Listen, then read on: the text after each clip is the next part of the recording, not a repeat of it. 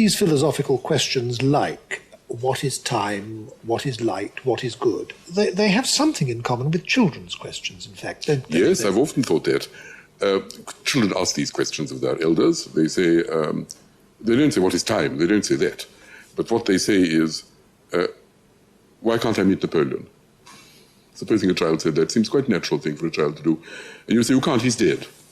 And then you say, well, why does this prevent one? And then if the father is sophisticated, he has to explain that death means his body becomes dissolved in the ground, he can't be resurrected, it happened a long time ago.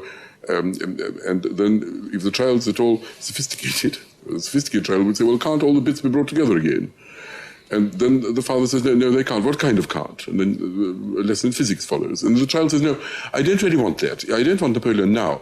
I want to go back to see him as he was at the Battle of Austerlitz. That's what I like. Well, you can't, says the father. Why not? Because you can't move back in time. Why can't I? Then we have a philosophical problem. What is meant by can't?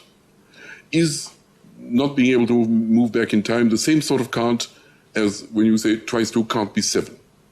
Or the same sort of can't as when you say you can't buy cigarettes at 2 o'clock in the morning because there's a law against it. Or I can't remember. Or I can't make myself 9 foot tall by merely wishing it. What sort of can't? What sort of must?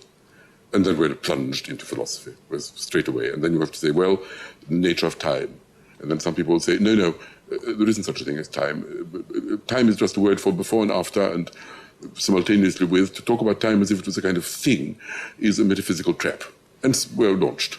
Well, most fathers don't want to answer questions to children that way. They just tell them to shut up and not ask silly questions, go and climb a tree, as it were. But these are the questions which constantly recur, and philosophers are the people who are not terrified of them and are prepared to deal with them. Children, of course, ultimately are conditioned not asking these questions. More's the pity. The children who are not so conditioned turn into philosophers.